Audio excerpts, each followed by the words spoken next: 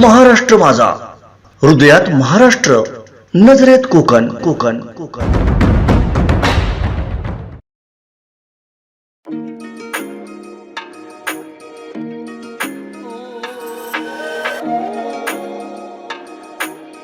सेवाभावी वृत्ती आणि प्रामाणिक काम यामुळे समाजातील अनेकांचे आशीर्वाद आपल्या जीवनाला समृद्ध करतात आणि त्यातूनच प्रेरणा मिळते ती आणखी नव्या जोमानं रुग्णसेवा करण्याची.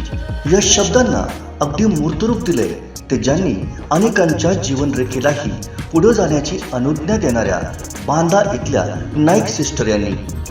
रुग्णसेवा हीच ईश्वर सेवा मानत त्यांनी आपल्या कामाला प्रारंभ केला आणि आज बघता बघता तब्बल 3.5 दशकांची म्हणजेच 35 वर्षांची सेवा करून आज त्या अत्यंत भरल्या मनानं निवृत्त होत आहेत. त्यांच्या या 35 वर्षांच्या सेवेचा एक एक क्षण म्हणजे जणू जीवन मृत्यूची लढाई होती. परंतु पूर्वाश्रमीच्या रेखा असलेल्या नाईक सिस्टर जणू जीवनरेखाच होत्या आणि लग्नानंतर तर त्यांनी जणू दीर्घायुष्याची अनुज्ञा अनेकांच्या जीवनरेखेला दिली. मुळातच रुग्णसेवेसारखं क्षेत्र निवडणं हे फार मोठं योगदान आहे, कारण या सेवेला वेळ काळाचं, कुटुंबाचं, मोबदल्याचं कसलंही बंधन ठेवून चालत नाही. रेखा वसंत गोडकर अर्थात अनुज्ञा अजित नाईक यांनी परिचारिका म्हणून जेव्हा आपल्या कामाला प्रारंभ केला तेव्हा आजूबाजूला अत्यंत कठीण परिस्थिती होती. रस्ते नव्हते, वाहनांची सुविधा नव्हती, अपुरे कर्मचारी. तरीही त्यांच्याकडे एकमेव मोठी बाब होती, ती त्यांची सेवाभावी वृत्ती.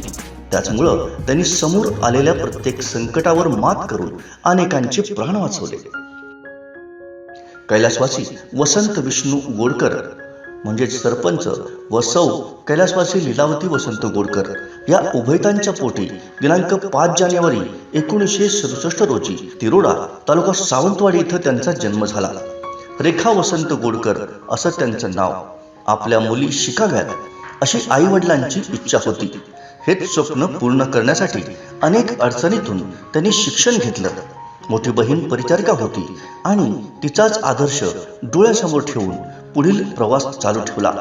सावंतवाडी इथल्या राणी जानकीबाई वैद्यकीय शिक्षण संस्थेत प्रशिक्षण पूर्ण केलं.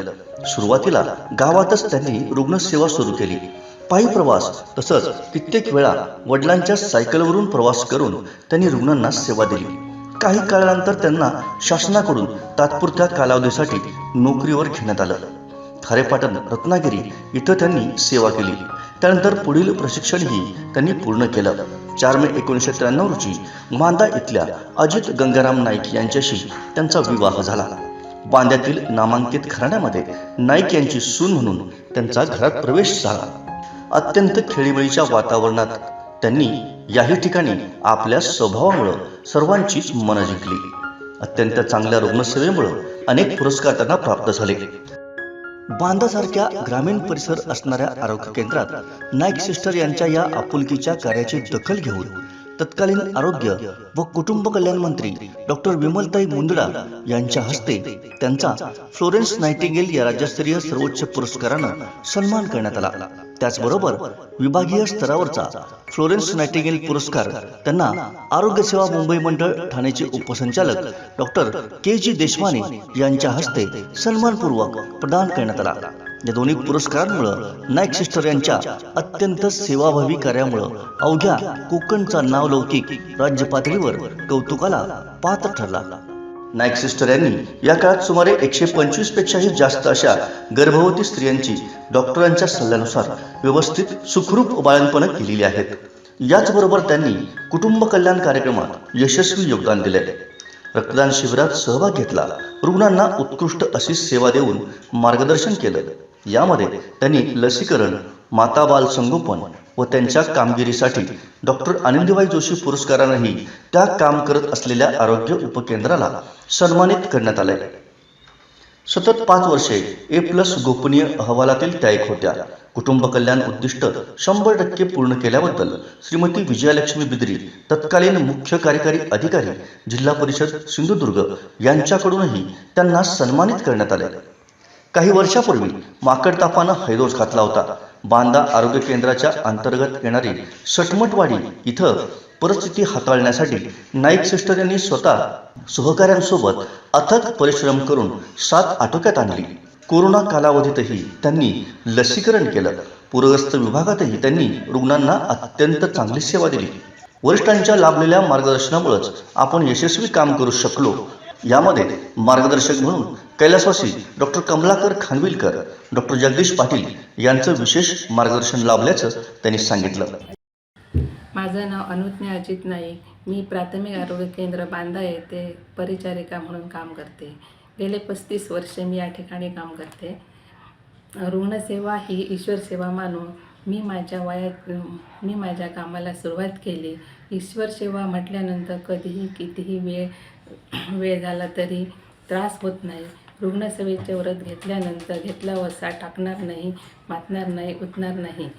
या वृत्तीप्रमाणे या सेवेचे काम सुरू केले. त्यातच मला भरभरून यश मिळाले. अधिकारी तसेच बरोबरची सर्व मंडळी सामील आहेत. त्यामुळे मी माझे हे उद्दिष्ट गाठू शकले. यश गाठताना अनेक अडचणी आल्या, परंतु सर्वांच्या मार्गदर्शनानुसार, आशीर्वादानुसार मी माझे यश गाठू शकले.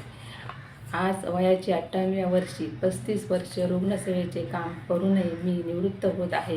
निवृत्त होताना मी समाधानी आणि सदोदित सर्व रुग्णांची सेवा करीनच यासाठी कटिबद्ध आहे असे सांगून मी मला सर्वांनी दिलेल्या प्रेम, आपुलकी व वरिष्ठांचे मार्गदर्शन याच्या सर्वांच्या ऋणी आहे एवढेच सांगते. आता नवीन कामं जी आहेत ती रोजच्या रोज वेळेवर केल्यानंतर आपल्याला यश हे नक्कीच मिळतं. रोजचं काम व्यवस्थित केल्यानंतर आपलं काम हे यश हे नक्कीच आहे. बांदा उपकेंद्र 1 मध्ये त्या सध्या कार्यरत आहेत आणि 31 जानेवारी 2025 रोजी त्या आपली रुग्णसेवेची 35 वर्षांची सेवा पूर्ण करून निवृत्त होत आहेत. त्या आपल्या शासकीय नोकरीतून निवृत्त होत असल्या तरी याही पुढे बांदा आणि परिसरातील गोरगरीब रुग्णांच्या सेवेसाठी तत्पर राहणार आहेत. बाळबाळंतीण सुखरूप असा अनेकांना दिलासा देणारा संदेश देत राहणार आहेत. अनेक रुग्णांचा आधार बनलेल्या या नाईक सिस्टर यांना त्यांच्या पुढील कार्यासाठी हृदयापासून शुभेच्छा.